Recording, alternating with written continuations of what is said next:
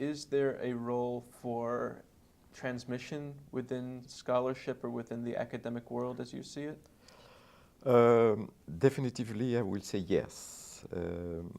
You see, quite often I go into community centers or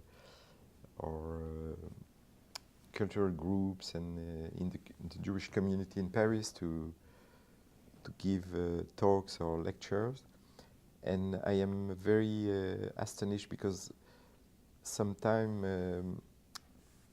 the audience, they don't know very well the history of the language, the history of the literature, history of the Ashkenazi society, and so I think it's extremely important to transmit and to diffuse through the, let's say, academic perspective, to transmit.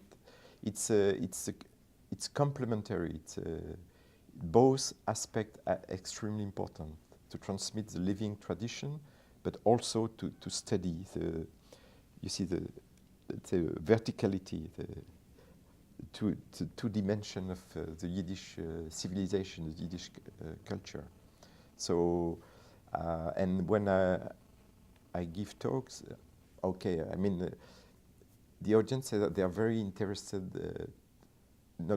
It's not because of me, but because they don't know, for example, that in the Middle Ages you have manuscripts with Yiddish manuscript or Hebrew manuscript with Yiddish inside, and so they discover a real culture from the Middle Ages to the 21 and more century.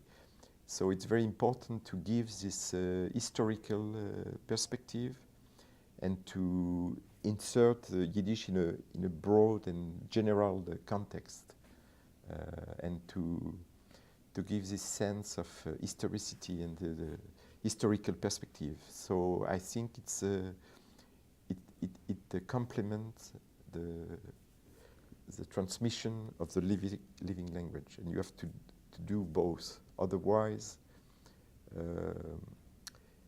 you see the background, the cultural, the religious. Sometimes it's not weak, but not sufficient to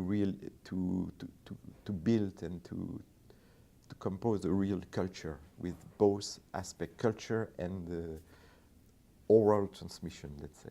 So you have to combine the two dimensions.